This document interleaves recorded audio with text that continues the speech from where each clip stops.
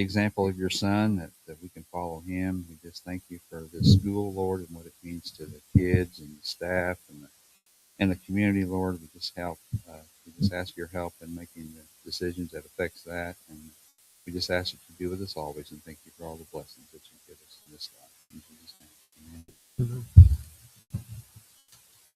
Okay. Approval of minutes from the March 12th board meeting. Need a motion to approve those minutes. I'll motion. Ethan, second. I'll second. Eva, all in favor? Aye.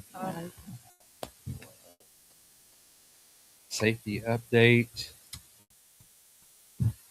We have some amazing people who are going to present. All right. Safety first. All right. So they said it won't sound like I'm talking on this, but okay. As long as they can hear it. Okay. We're good. Well, I'm Myrna Green. I'm a school psychologist, and I'm Kelly, the school social worker. yes, so we are going to talk a little bit about some of the safety protocols we put into place. I say we. It really was Diana Turpin and Kelly that did most of the work for this, so I can't take credit. And Myrna has done a lot of research. All right, so we have created a couple of policies that you guys have. I think they're doing the second reading tonight. Right. For suicide prevention policy and then threat assessment and response. So the goals for these are that we have several professionals in our building that can respond when there's a threat or someone makes a statement that they want to hurt themselves or a bullying complaint. So with these protocols, the hope is that it doesn't matter who responds in the building. If it's me, Kelly, Mrs. Gibson, that they will respond using the same methods, and it will be documented in the same way, so that if down the line we need legally to document what's been done or something like that, it will all be there just like we need it to be. It also ensures that we're following the state laws and regulations. There are we've noted a couple of those that the Department of Education is requiring of schools now. So it covers all of our bases. We wanted to share a few statistics. We use the Indiana Youth Institute's Kids Count data book to come up with these. We just want to address that we know bullying is a problem for kids, from young age to the time they graduate. So we know that as a society, this is a problem, and we want to make sure that we are addressing it here at the school in the best way that we can. In Indiana, 40.6% of parents report that their child has been bullied. And that's almost half. It's much higher than we would want it to be. And the state average the national average is 38.4%. So we're a tiny bit higher than the rest of the nation, not a huge amount. And then looking at suicide rates, I actually stole this slide. I went to the QPR training right before this. Question, persuade, respond. At the firefighters were all there until the fire came, and then they left. There's 10 acres on fire somewhere. But so they had a really striking statistic that I wanted to share with you guys, was that with youth, so kids ages 15 to 24, there's one person that dies by suicide every 2 hours. So there have been, in the U.S., over 6,000 deaths in 2020 alone to suicide. So we know that it's a significant issue, and we want to be able to intervene in the best way that we can. So, more of that. And then looking at where we rank compared to other regions in the state, we're kind of in the middle as far as response. But when we look at how many mental health providers there are, the ratio of mental health providers to people that need help, in 2022, it was 9,780 to 1. So if you're thinking about why we need people like me, Kelly, Diana, Brittany, why we need those people in the schools is because if we're not seeing them, our kids are probably not getting mental health support because, I mean, that's more than we have in our county. That's the chances that they're getting help for depression or anxiety or whatever it is outside of the school are low. We make a lot of referrals to get them help. So hopefully that those numbers will go down, but next steps. So we have a lot of dreams and plans. We want to create a library of resources on our school website because right now we provide resources when we're here at school. We give parents all kinds of resources, but if we would not, if it's on a spring break or just something where we're not available, we want parents to be able to go on the website and say, this is someplace I can go if I need this. And we want to cultivate our intervention team supports. So that would be tier 1, so everybody. So we actually just went the other day to Mitchell to see Team Peace being implemented, which is a regulation curriculum. So it's teaching kids how to be calm and how to regulate emotions. So we're really excited. We hope to be able to bring that here with a grant. Fingers crossed. We're waiting to hear. Tier 2 would be small group interventions. So things like Kelly and I and Julia Sanders, or Harper now, do a lot of small group interventions with kids that are more at need. And then tier 3 would be our kids with a lot of trauma or have really high need, might need more, even smaller group or even one-on-one mental health support. So, and then we want to put more supports in place for teachers.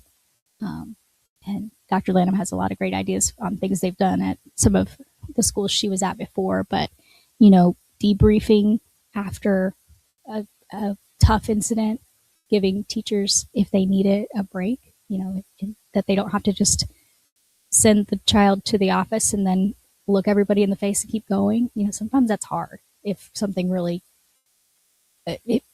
crazy has happened, And then we also have the I Love You Guys posters are in all classrooms now.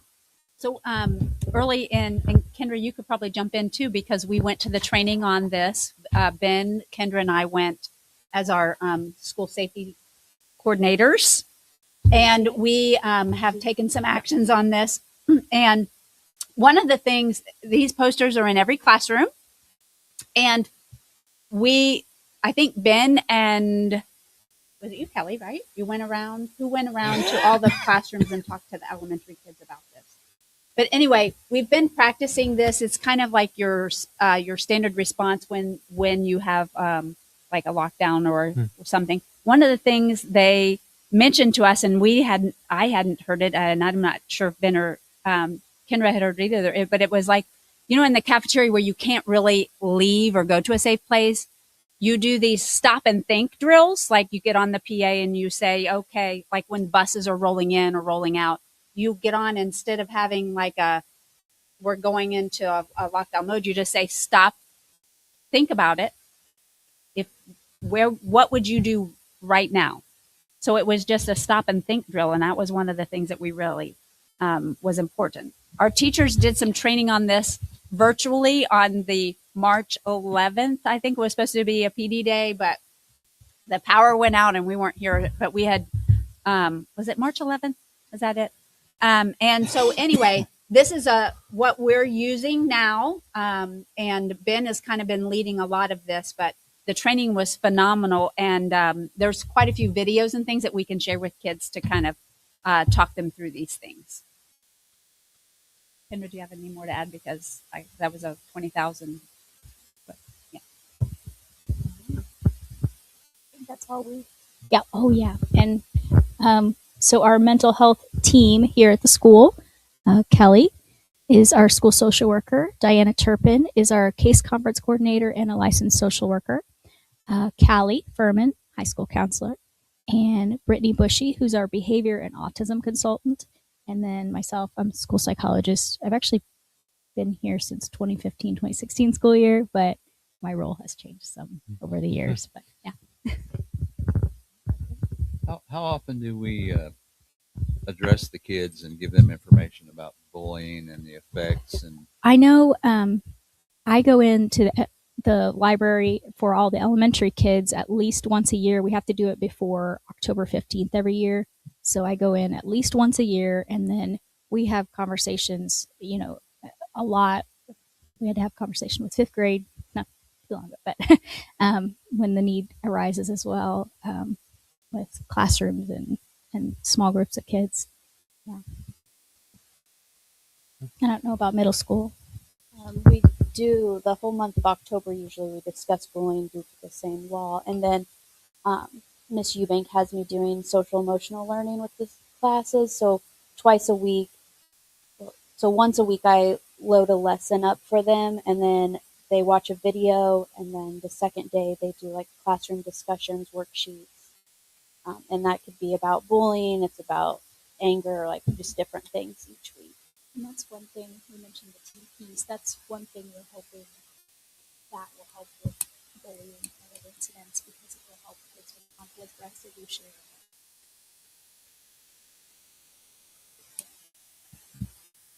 Yes.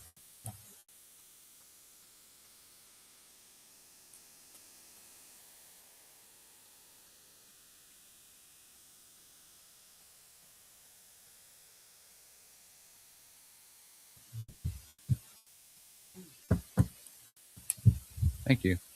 Thanks.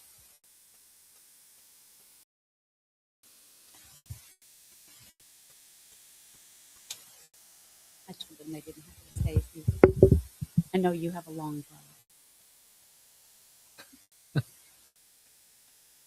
All right, comments from patrons concerning items on the agenda. Any comments? Reports from building principals.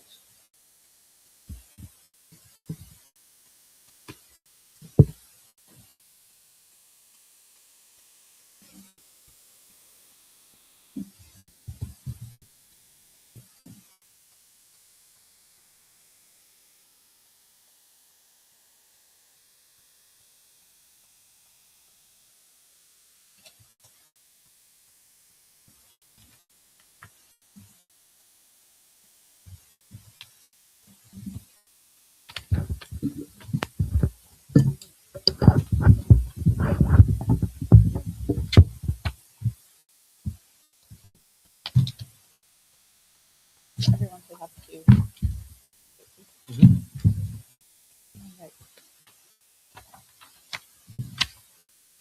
So in the elementary, this is we've hit our final stretch. So this is a very busy time of the year. We're going to kind of soak in every day that we have left with our elementary students. Just yesterday, our elementary was recognized by Dr. Katie Jenner, Secretary of Education in the Indiana Department of Education, for achieving a 95% passing rate on the 2025 iRead assessment. Kindergarten, we had recently donuts with grown-ups, and kindergarten students were able to invite their dad, grandfather, or another special important adult in their life for donuts one morning. And having events like that, especially with our young students, like that means the world to them, to bring in someone special from their life and show them their school, their playground. So it was really fun to see that. Student assessments, we have the I Am assessment going on right now. So our special education teachers, Mrs. Letourneau here is in attendance. She's already started that. And that assessment is for students with cognitive disabilities. It kind of shows their growth, but it's also tailored to fit their individual needs. We have iLearn assessment starting next week. Actually, the window opens, so April 13th through May 8th. Our students in grades 3 through 5 will begin iLearn testing.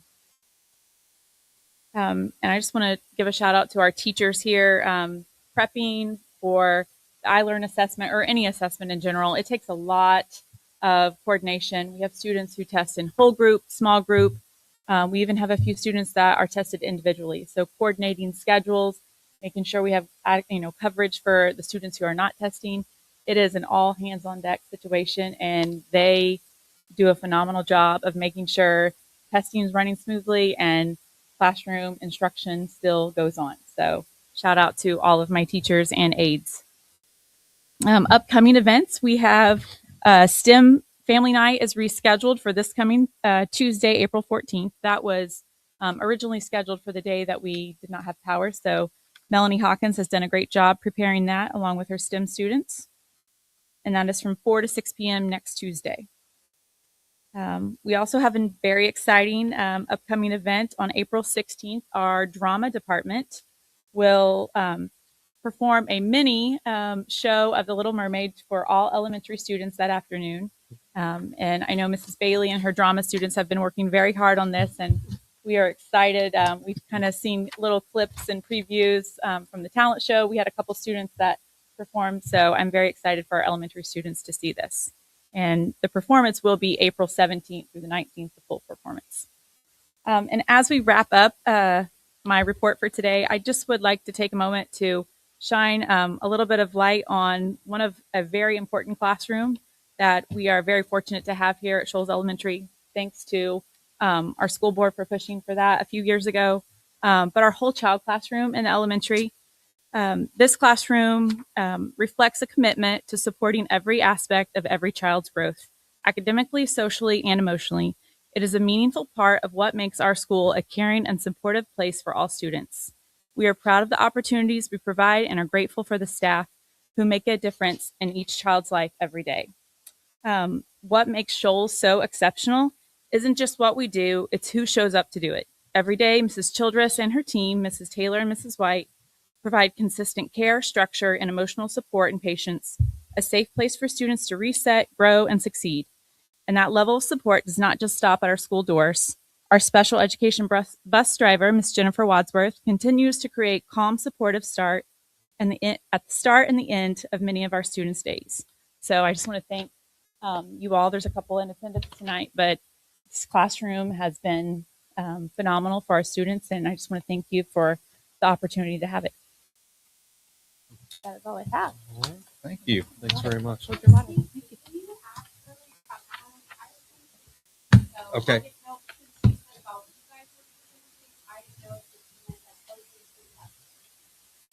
If you have comment, you can go ahead and come to the mic. And My name is Courtney Taylor. I'm one of the aides in the whole child classroom. I kind of have a unique perspective on our classroom. I had a daughter that used this classroom prior to me working in it, and I've seen a ton of growth in her emotionally, educationally, how she handles different situations. And I've also now been in the classroom, been able to see growth with students that I work with. And I do not think they would have those capabilities if our program was not there to assist them. We can give them more of a one-on-one connection. We can help them have established emotional regulations, different things. So I brought a few things that I wanted to present to you guys.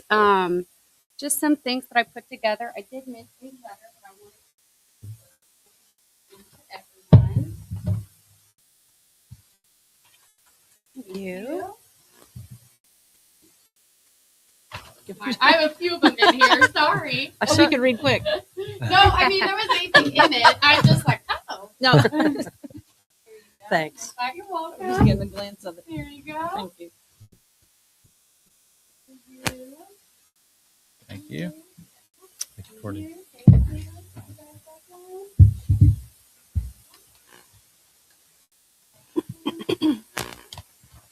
So this class is very near to my heart, so I will go ahead and read this, and then I had a couple other things regarding the class I wanted to touch on. So, thank you. So the letter that I have today to talk about is true inclusion and supporting all learners. Dear Shoals Community School Administration and Board members, genuine inclusion values each child's strengths, provides appropriate supports, and ensures that students and staff have what they need to succeed. It is not about placing every student in the same experience, but about meeting students where they are so they can access learning in meaningful ways. As a whole child classroom aide, I see every day how essential targeted supports for students who learn differently. When students are in a heightened stress or fight or flight state, supporting them is not coddling. It is teaching regulation, helping them re-engage with learning and preparing them to function successfully in structured environments. Research consistently shows that students with unmet social, emotional, and behavioral needs are significantly more likely to experience academic failure, chronic absenteeism, and disciplinary action. Schools that implement structured supportive environments see reductions in behavioral incidents and improvements in academic engagement and long-term outcomes. Our class maintains consistent routines, expectations, structure, while also providing the individualized supports students need to make meaningful progress. The whole child classroom is both rigorous and supportive by design, helping students build the skills necessary for long-term success. When supports are reduced in an effort to fit a one-size-fits-all model, it risks misunderstanding what inclusion truly means. It can lead to increased stress for students, setbacks in progress, and fewer opportunities for growth, while also placing added strain on educators working to meet diverse needs. True inclusion means ensuring access is not only present but effective. It means giving students the tools they need to succeed and supporting the educators who guide them each day. The whole child classroom is not an extra. It is an essential pathway for students to reach their potential. Without it, we risk leaving some of our most vulnerable learners behind. I understand the financial pressures. I would just ask that we consider whether we can afford the long-term impact of not providing these supports. And then I had some information kind of explaining what we do in our classroom to meet the needs of these kids, how we're adaptable for them, and just a smaller class size, we're able to spend more time with class size, help them regulate, and hopefully the next time that they're dysregulated or upset, they can handle it a different way by a smaller group. Thank you.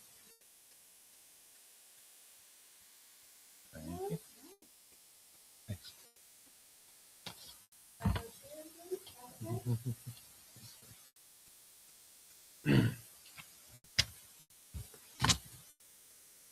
So I can just briefly go over this. Obviously, this is a lot of information, but just some things that our classroom really focuses on with these students. Our purpose, the whole child classroom supports students who need extra help with regulation, focus, engagement to succeed academically, socially, and emotionally. This classroom is not about lowering expectations. It's about giving students the tools they need to meet them. So with our class size, like I said, we are able to help these children work through these emotions when they're in fight or flight state, and help them to regulate. And then hopefully the next time they feel overwhelmed, that they can respond in a different way. We meet these children with more ways to learn than besides pen and paper methods. We build a relationship with these children to feel comfortable, and just the progress that these children have made is unbelievable. And I don't think that they would get this opportunity in any other class. The teachers that we have in there have a very strong relationship with these kids, and we care about them. We want to make sure they do their best. And we give them breaks in between if they're feeling overwhelmed. We offer different type of sensory things with them. Our academics that we do with them is very flexible, and it's nice because we can cater it to the need that they learn best and that they can participate in. So there's a lot of really good things that we do in our class. We do have structure. We do have routines. We make sure that every child is safe. We make sure that we are aware of cues and triggers that may bother them. We have lower lights because a lot of kids are sensory sensitive. They can't take the bigger classroom with the brighter lights or the more noise or different things like that. So we are able to kind of tone down those things in our room and help them to do the best they can do. Just looking over to see if there's anything else that I need to Oh, and for anyone unaware of what we do in our classroom, we would love to educate the other teachers, have them come in, give them a tour, let them know that it's not just children running wild, doing whatever they want to do. You know, we have expectations for them. And a lot of times it is very unusual if these kids have a hard day. Like the progress, like I said, they have made is amazing. And it's great to see them in an environment where they can succeed.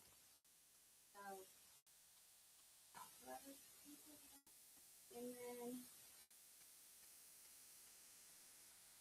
leading to my next point. So being an aide in the whole child classroom, I get to see everything in there that happens, you know, the good, the bad, the ugly. And we do have some older students in the elementary that are still working on emotional regulation, safe hands, safe body. We're teaching those things, we're modeling those things to them.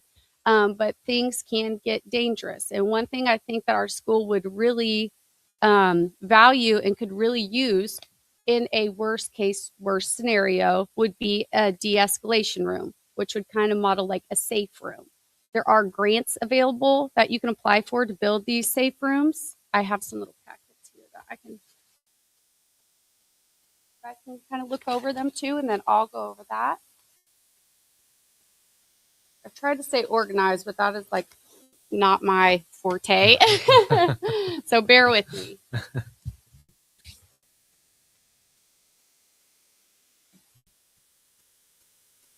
I know it's a lot of information, but I want you guys to be able to have something to take and reflect on in case you have any questions or, you know, misunderstood something or all new information. Sure. And Thank you.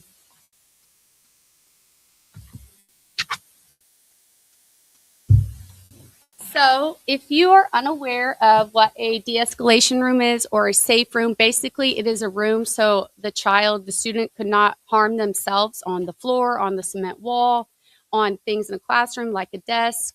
A lot of times when they are in this fight or flight mode, I don't think have any control really what's going over their body. They're not mean, they're not purposely trying to hurt people. They just have to get this out, get this feeling out. So a lot of times it can be destructive, it can be hurtful. It's hurtful to us teachers. So the main point of a de-escalation room would be to keep the staff safe, to keep the students safe, and to keep, you know, the other students in the classroom safe. You would use this in worst case scenario. It's not like if someone misbehaved, you would throw them in the room and let them be or anything like that. And this also helps them to have privacy for when they're having these moments, because as you know, if kids act a certain way, other kids could bully them for it or whatever. So this gives them privacy for that. The key factors of this, it improves student safety, supports mental health and behavioral regulation, reduces classroom disruptions, helps staff manage high-risk situations safely, aligns with special education and equity goals.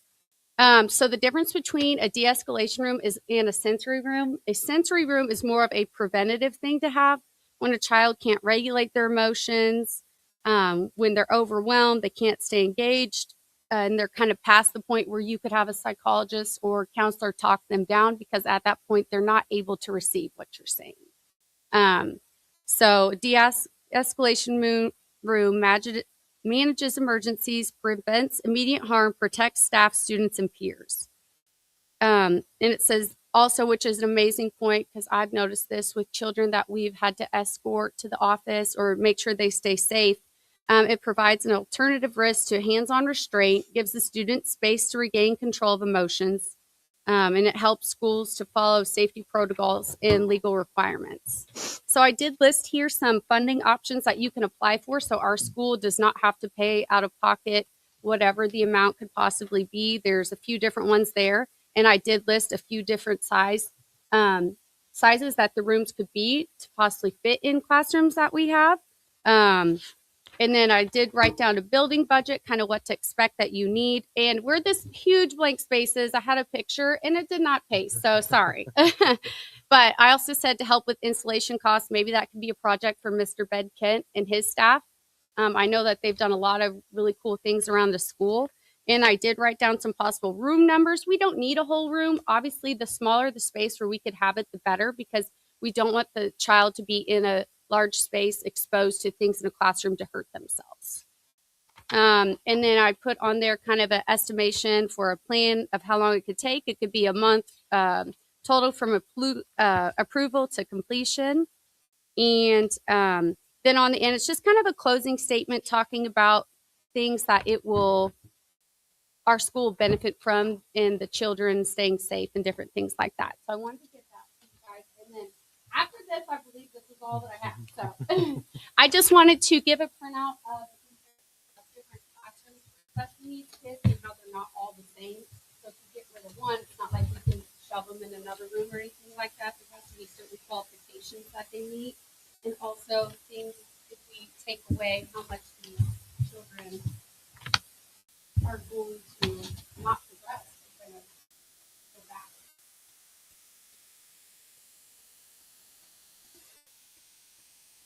So as you know, I have listed here is the whole child classroom. And as you see, it says classroom type, who it's for, focus, teaching style, and why it's unique. So we have the whole child classroom, which that is the classroom that I'm in. It kind of talks about different things that we focus on. We're designed to support overall development, not just academics, and suitable for general education. We have Title I there, life skills classroom, and alternative behavioral classroom. So they're not all interchangeable. They all have a purpose of what student they meet, and whoever works in that room is specialized to work with that child. So again, it lists there why they are not interchangeable. Each classroom has a specific purpose and specialized teaching methods. A student in life skills may not benefit from a Title I reading intervention without support. A whole child classroom supports broad growth and emotional regulation, but may not meet intense academic or violent behavioral needs. And it says alternative classroom focuses on violent, unsafe behavior management, not general academics or independent living skills. So on the next page, it kind of goes into why the placement matters, what happens if you place the child in the wrong room, situations that could worsen. And, it talks about academic regression, increased behavioral challenges, higher risks of disengagement and dropout, social emotional harm. And some long-term impacts, it says long-term educational research suggests that persistent misplacement over years can correlate with broader outcomes, disengagement, later substance misuse, or involvement in juvenile justice. Although these patterns are complex and influenced by many factors beyond placement alone. So it just talks about the importance of us meeting where these children need to be met in these certain classrooms and how they're not just all the same. So I do believe that the classes that we have at schools right now to help these children are very beneficial. I know we've had schools in the past come to our school before our whole child classroom because they've not had access to it. So I just kind of want to stress as somebody in the classroom how many benefits I've seen with children that I work with, and then yet again my daughter. So, and I'm totally 100% thankful for that to Miss Childress. She is amazing in there, and I'm very thankful to be able to work by her side. So, did you guys have any questions for me? I don't think so. Okay. A lot of information here. Yeah, so it is a lot. That's why I wanted to give you some copies to take home, and I appreciate your time. And you guys can reach out to me if you have any questions. I'll gladly answer them. Okay, thank Thank you. you. Thank you.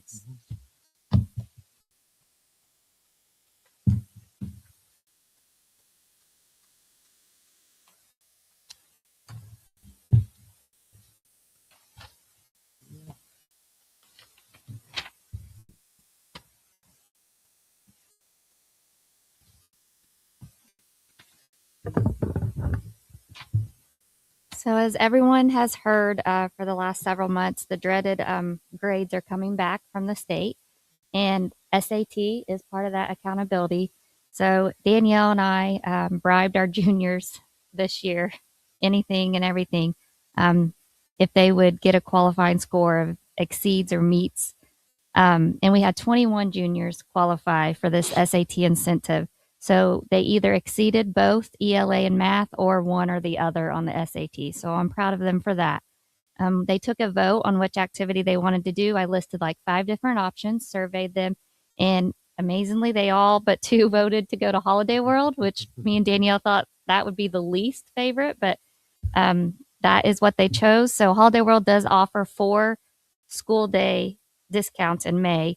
And with a low price of a little over $30, that includes a ticket and a catered lunch. And I don't know if you've been to Holiday World lately, but tickets are very expensive and food there is very expensive. So a little over $30 for both is very reasonable. And it's going to be covered by grant funds. I have a Zoom meeting tomorrow with someone regarding this, but they said, yes, we just need to show you how to code it so that it can cover it. So, and I have drafted Allison to help me chaperone that trip. So, that's really, prom and post prom went smoothly. The decorations were gorgeous. The culinary students provided the desserts for the meal, and they were amazing. I was able to chaperone post prom and quickly learned that I am too old to stay up until 3 a.m. That was rough. But I did want to share how well behaved our students were. It was at Urban Air, a little past Bloomington in Ellisville, and there was a DJ there. And he said he DJs a lot of places in Bloomington, a lot of clubs, a lot of different schools. And he came up to me and approached me and said, I just want to commend you on how well behaved these students are. He said, I go to a lot of schools and I hear it all and see it all. And he said, these students are amazing. Their behavior. So shout out to them. And then going along with that, I just have always said that we take pride in just more than academics here at Shoals. We like to instill those values that go beyond academics on behavior. And we received an exemplary behavior report from the IHSAA today. And I just wanted to read that. Coaches Daniel Turpin and Reva Troutman and athletes are to be commended for the good sportsmanship and professionalism they showed the entire night at the track and field meet at WRV High School.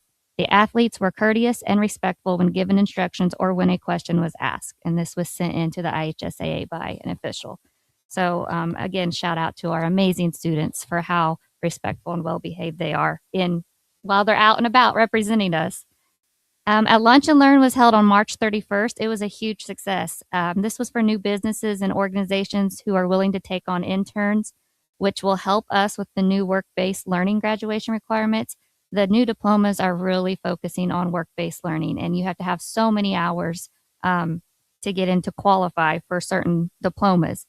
It was a really neat experience that both schools partnered together for this, like me and Mr. Showalter, the principal at Lagodi High School, presented together, and then Callie and the school counselor from Lagodi presented together. So that was just neat to have that collaboration. And we just presented on the new requirements and how the community can assist us with meeting those requirements through internships and apprenticeships. And from that, we got several new businesses and organizations that said, hey, I'll take on an intern if that'll help you. So that was nice. I wanted to thank Megan Hawkins, Jessica Potts, Heather Hawkins, and Callie Foreman for organizing the event. It took a lot of work. Yesterday, I assisted ROI with conducting practice interviews with 3 of our students. They are seeking a position with Upskill, and I don't know if you're familiar with Upskill, but it is an apprenticeship program that allows students to earn a paid check. They can gain career credentials, take college courses, and it usually opens a door to a career. 2 of our students, they're going to be interviewing for apprenticeships with contractors at Crane, and then the other one will be interviewing for an apprenticeship at Spring Mill in the management department. So we help prepare them for those interviews that are happening later this month. Last week, the athletic department saw a record number of students for sports physicals with a total of 171 physicals being completed. That is awesome for our school to have that many interested in sports. And it's awesome that we can have that here available and free. Our health science CNA pathway, those students got some real life experience. They were a station by themselves and they provided the blood pressure checks at their station. So it was really neat to see them in action. This week alone has been full of a lot of exciting events, with first the birth of our newest litter of piglets on Jug Rock Farm. Yesterday, all the students and staff, K-12, enjoyed some friendly competition with our PBIS event, the Amazing Race. And it was just so neat to look out in the window or in the halls and see staff and kids competing against each other for this challenge that Molly Tharp put together. It took a lot of work and time, and I want to thank her for that. Even though a lot of kids kept telling me that Reva was cheating, but I don't know. I couldn't prove it, but Staff members were competitive. They were very competitive. They were very competitive. Some of the staff members were more competitive than the students. It was a lot of fun. It was a fun event. It was fun.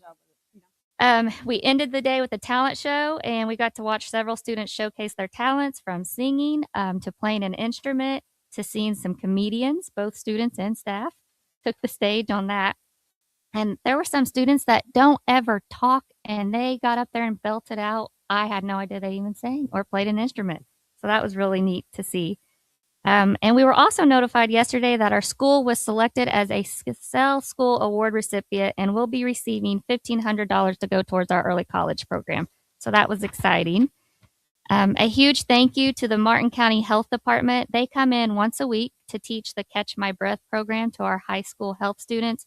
It's an evidence-based free youth vaping prevention program for grades 5 through 12. I know they've done it in the middle school, and then they started in the high school in March, and they're continuing that.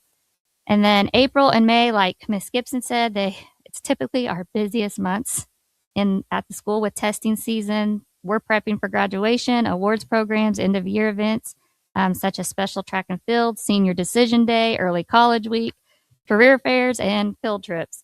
We're going to begin iLearn for biology and AP testing in the next few weeks. Today I met with Jostens to ensure everything was ordered and in line for graduation, our diplomas and award ceremonies.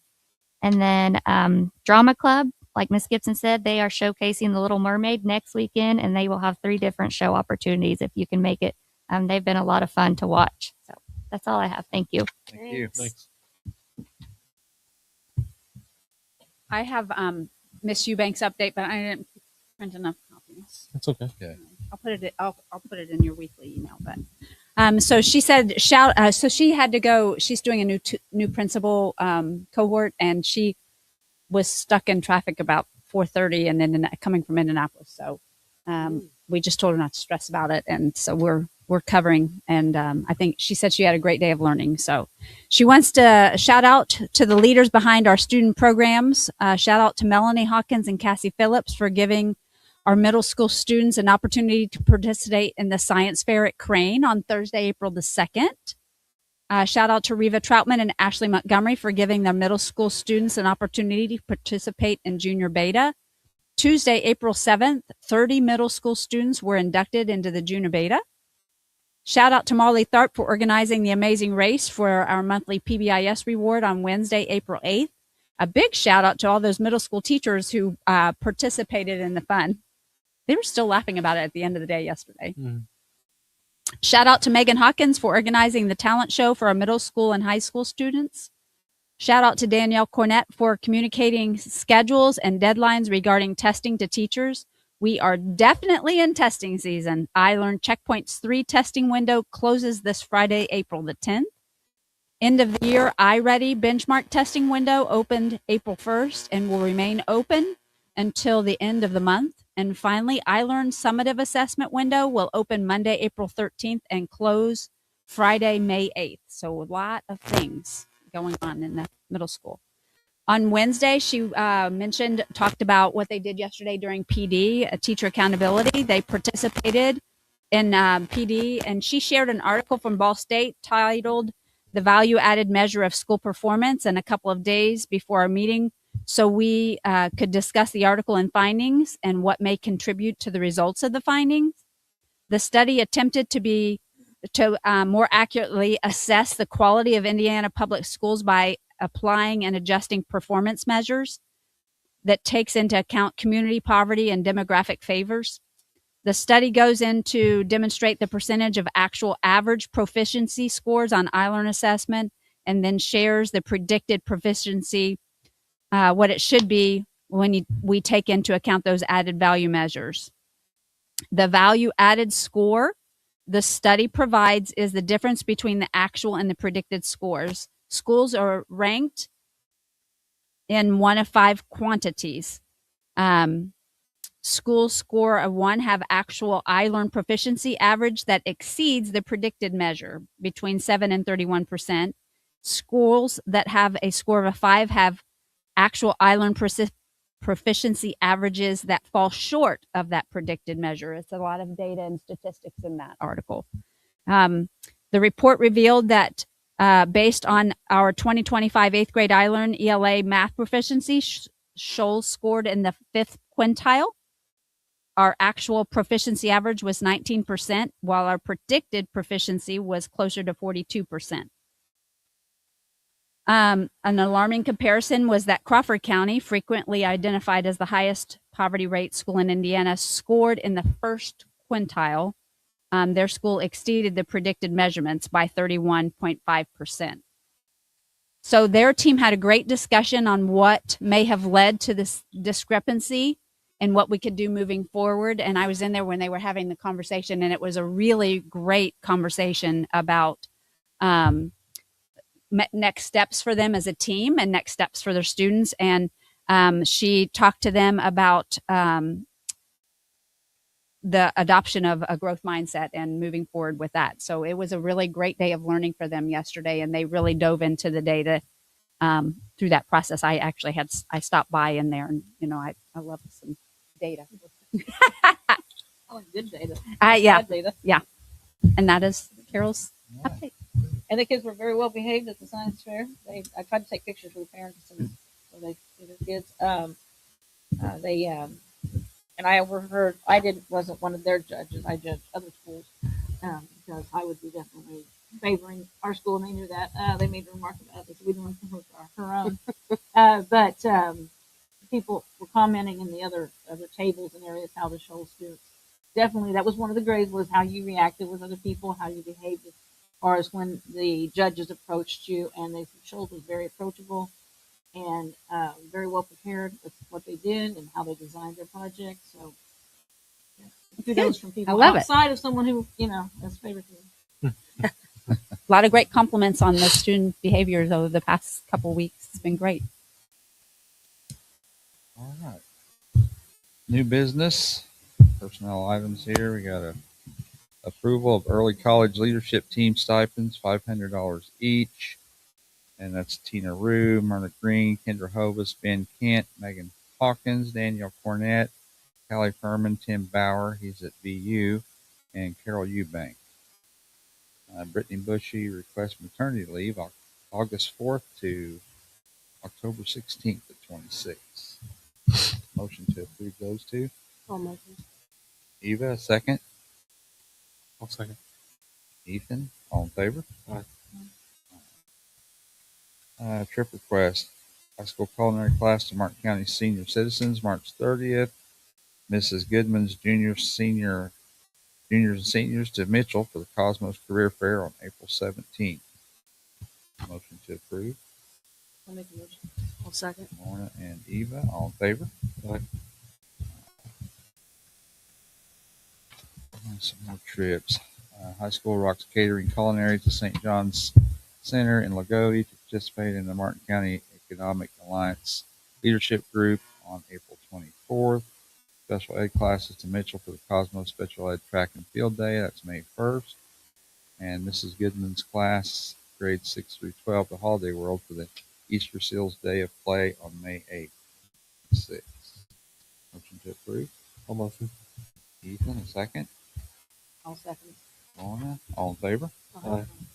I have to put a little plug in for that Rocks Catering at St. John's Center in Lagodi. So Sarah Sexton and I are part of the Leadership Martin County group, and our culminating activity is we're doing lunch and bingo for the senior citizens in Martin County, and we have over 50 already registered. So if you know anyone who would like to join, Sarah's class is catering the lunch and serving the seniors, and it's going to be great, and it's going to be really fun. I'm excited that the kids are going to be there. They'll enjoy that. They're going to have a great time. They're going to be sad that they can't play bingo. Well, the seniors is who I hear the seniors really take that bingo very seriously.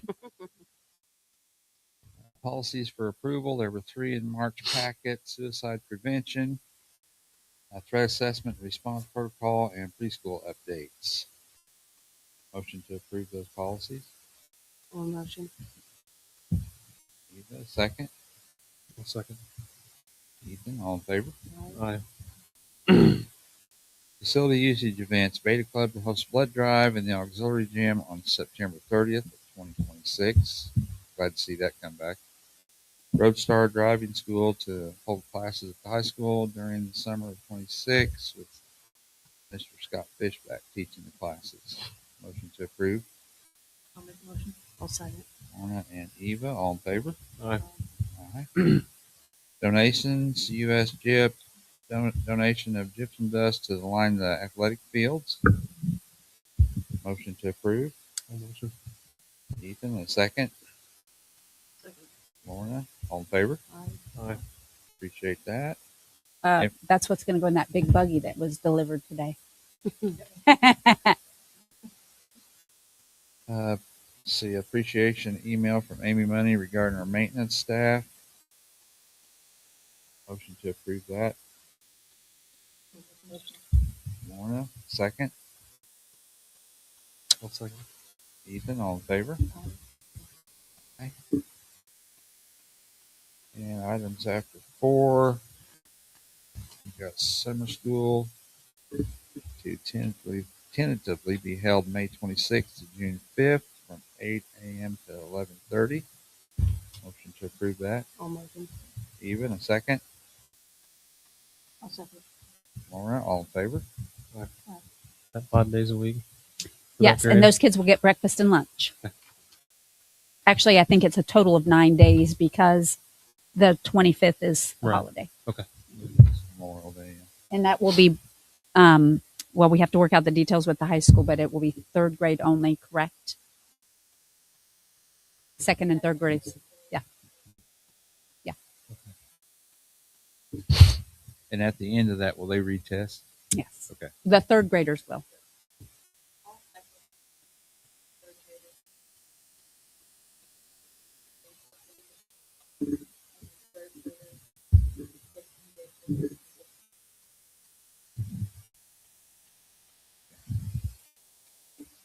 Some more trip requests. Juniors to the Mitchell Cosmos Career Fair April 10th. Student Media and Publication to BU April 29th. Research Broadcasting Career Opportunities. Doug Rock's Make a Difference Day throughout Shoals is May 8th. Motion to approve. I'll motion. Eva, a second. I'll second. Ethan, all in favor? Aye. Personnel request approval of Carrie Goodman to teach high school summer school. Approval of coaches for the 26-27 school year. And those would be Cody Douglas as varsity soccer head coach, Taylor Atkinson as varsity head volleyball coach, Misty Smith as 8th grade head volleyball coach pending a positive outcome of paperwork, and Reva Troutman as girls varsity soccer coach. Jeff Jones to upkeep the softball and baseball field as a volunteer, and Jace Irwin as a high school baseball volunteer for spring of 26. On the Jeff Jones upkeep, what all is that going to entail? Do we know?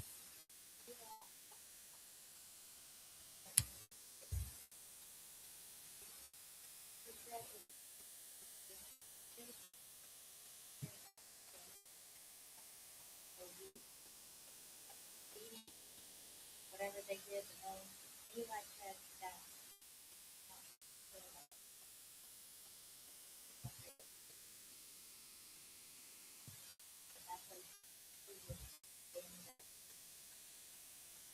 And that'd be using our equipment that we have down here. Is that correct?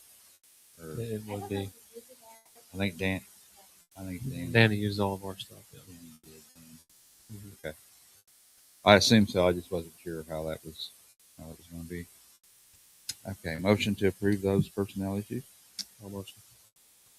Ethan, a second. I'll second. Lorna, all in favor? Aye. Aye. 26-27 high school courses. The following high school classes will be available to 8th graders.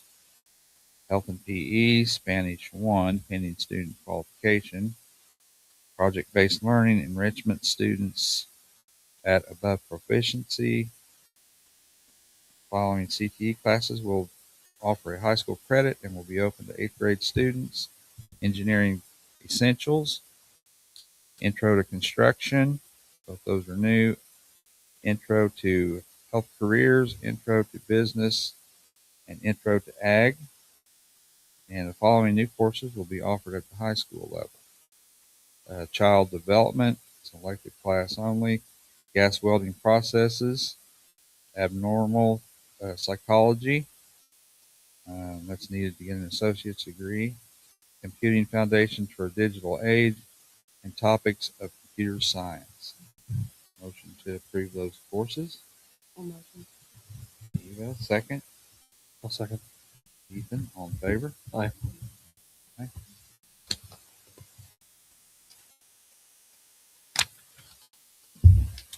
Superintendent's report. Oh, I'm up.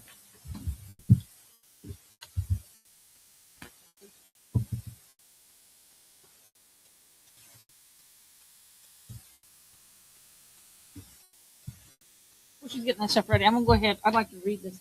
Oh. Part of this one from the Amy Money. Oh, okay. Editorial. Yes, For those of you who are here and then online. appreciate it. I guess I can do this over here. I would like to really appreciate. I would really appreciate a shout out during an upcoming board meeting to our maintenance staff. This is from Amy Money, who's over the cafeteria.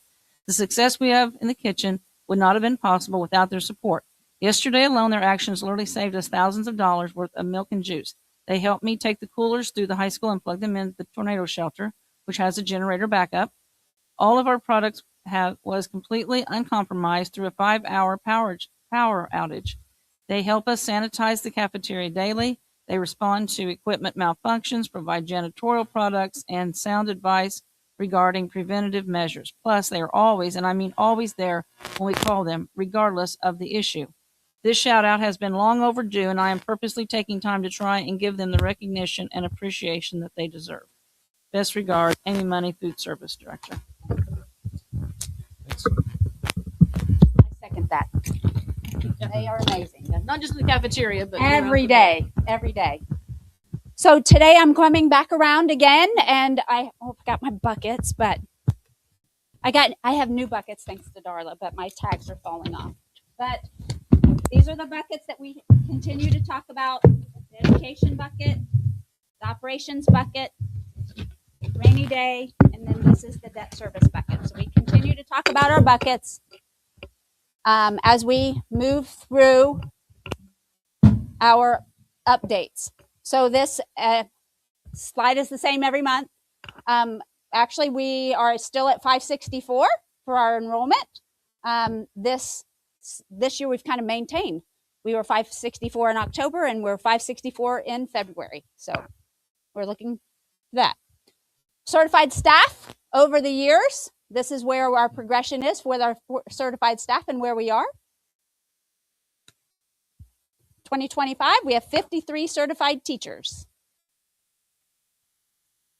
Here's my buckets, and I'm sure you're tired of hearing me talk about these buckets, but this is how we do our funding. It's a great analogy for funding. The education bucket is this bucket. This is where we pay for anything that's connected to the classroom, the teacher salaries, classroom aides, assistants, anybody in the office.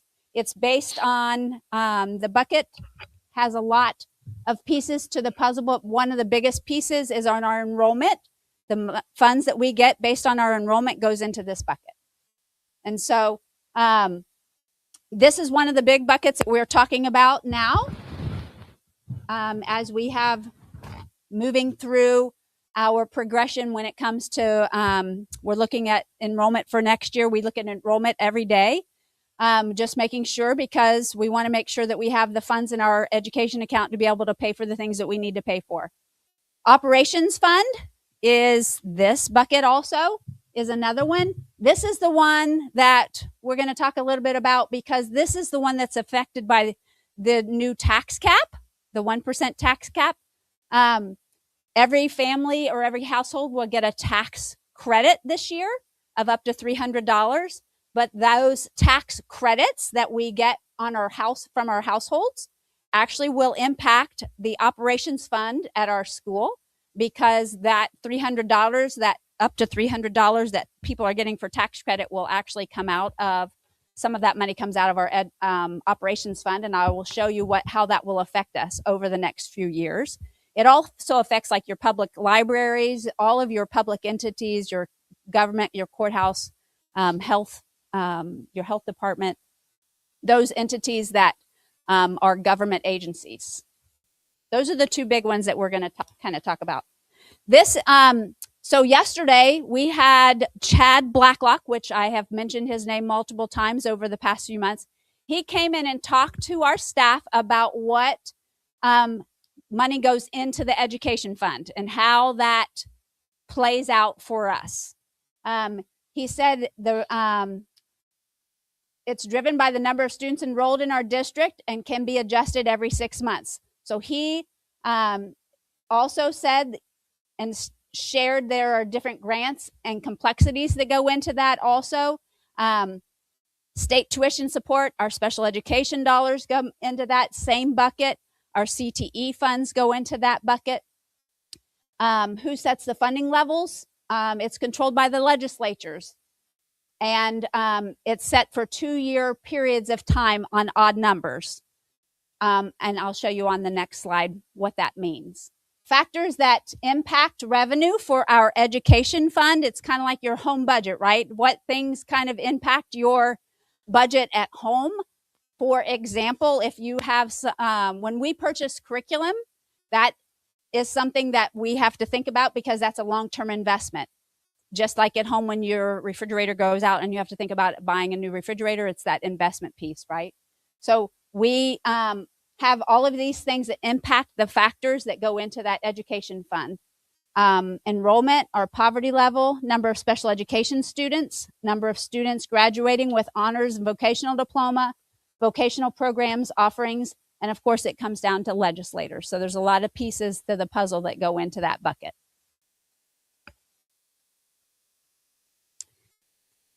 If you can see over here, this is our state of Indiana per pupil funding, and here is 26-27. So this is a mathematical person's dream to sit here and think about this and to look at this. But the bottom line is when we look at these dollar amounts in Indiana based on the complexities, it's an estimated $10,968 per student in 2026 and $11,086 per student in 2027. And those are estimates. These are things that have impacted education funds over the past few years. In 2023, the schools could no longer charge parents for textbooks or textbook rentals. So the state gave the schools $155 per student in a grant. And then this year, that money has kind of just been weaved into our budget. They didn't separate that out. In 2025, the TBR grant was removed, as I had just said. In 2026, the foundation actual change equals 2%, and the complexity change is 1%. And those are pieces that he had talked about down here. So just giving you a little bit of a high level of information that he has given to us over the past few days.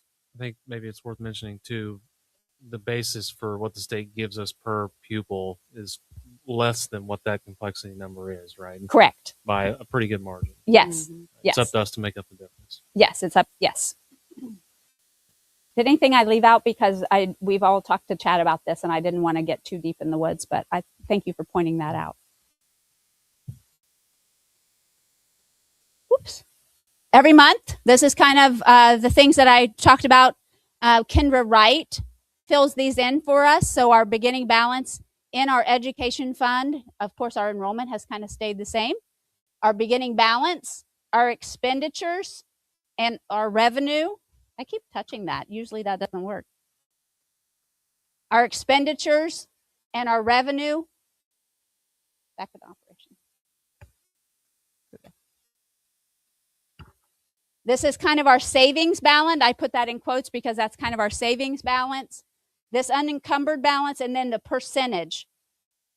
And by December, we're trying to budget so that by December we have used 100%, not over 100%. Okay. And then in our operations fund, our expenditures and our beginning balance is there.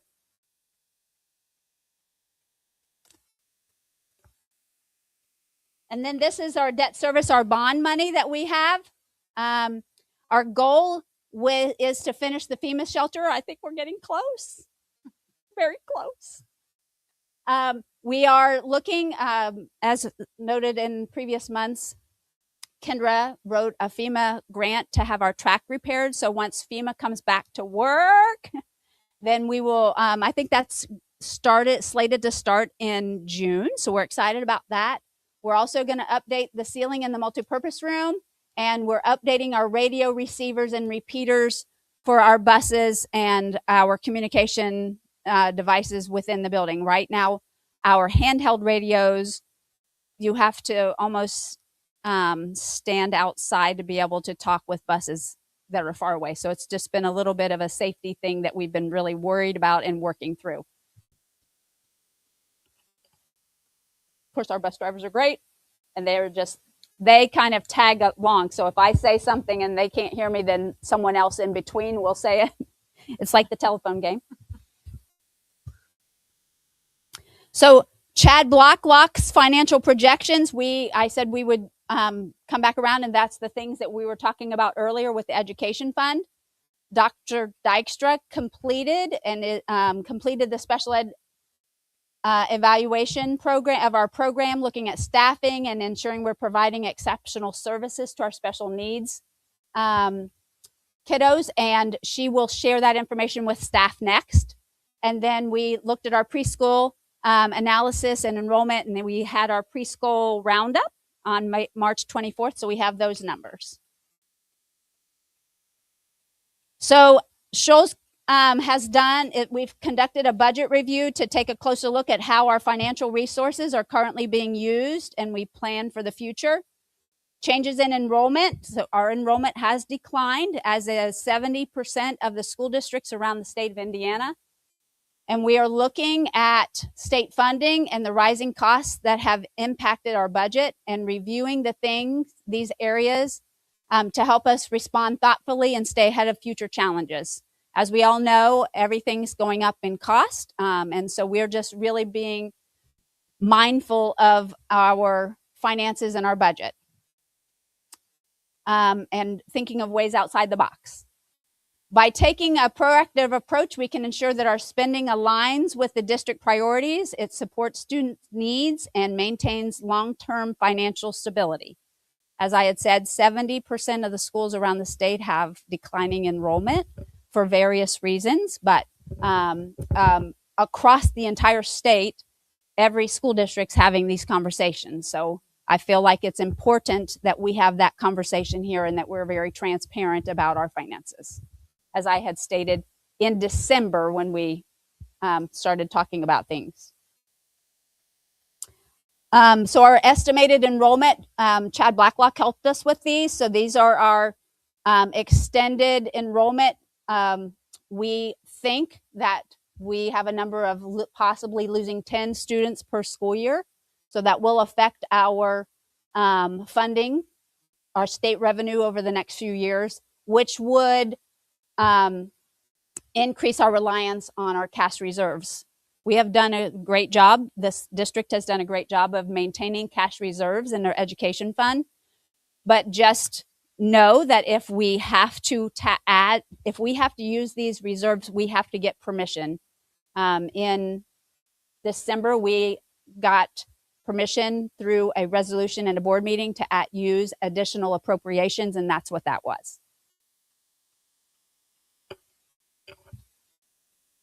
So as I had said, with the tax cuts that we are seeing in our households over the next few years, this year, the anticipated estimate that we would lose in our operations is $219,000, and then it progressively goes up from there. So over the next few years, and that tax credit is now in our state constitution. And so it isn't something that's going to go away.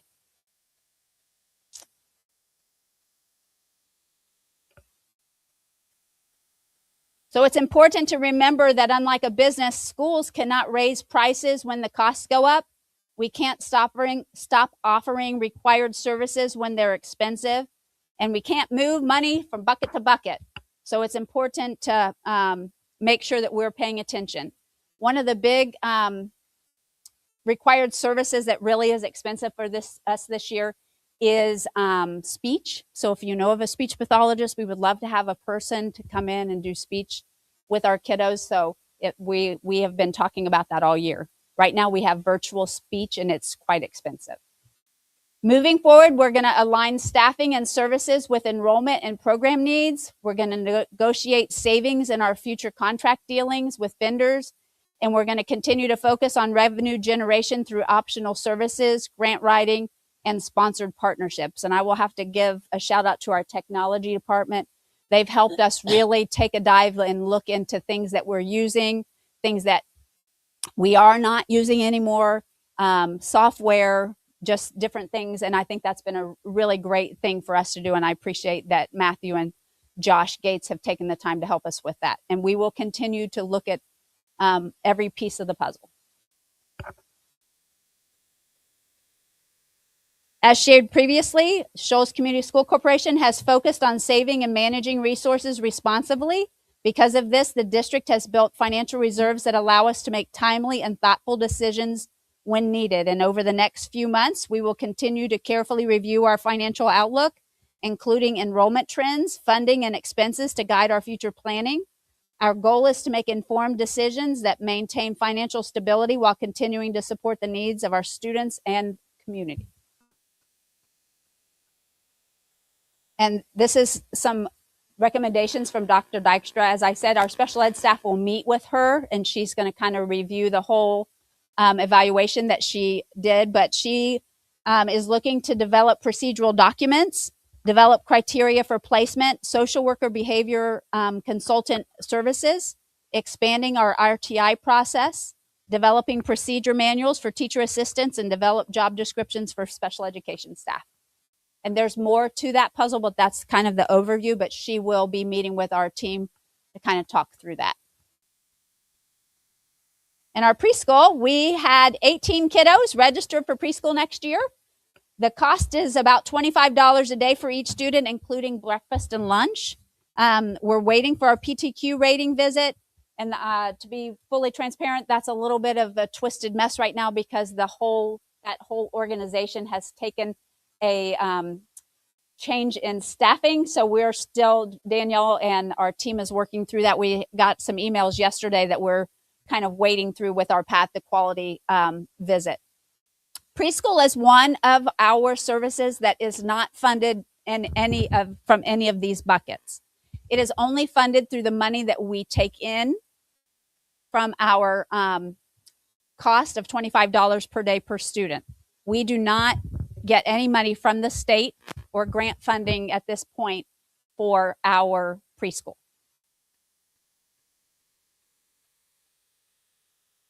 And if you have questions, you can scan the QR code and leave a question or a comment. Or if you have a question or a comment, I will take them.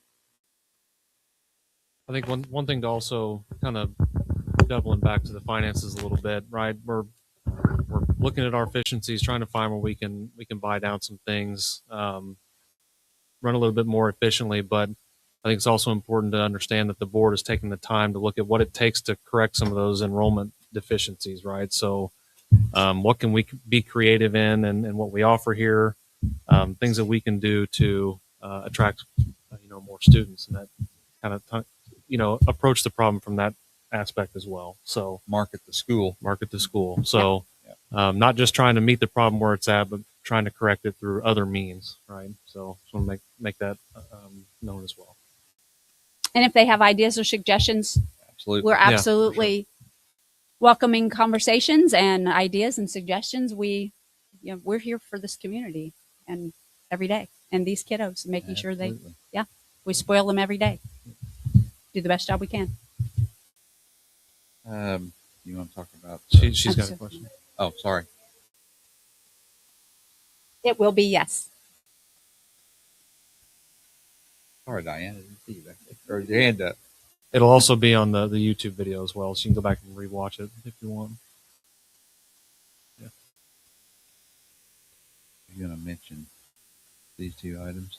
Shelter operations. the shelter plan. operations plan. We're going to table that for right now.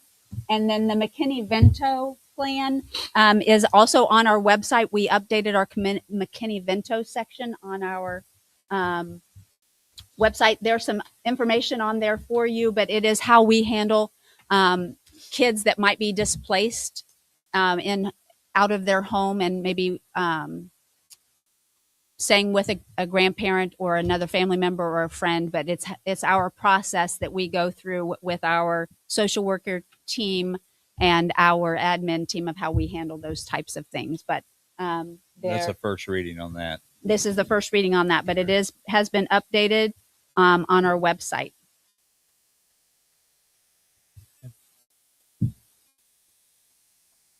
All right. Get through the financials pretty well there. Need a motion on the reports.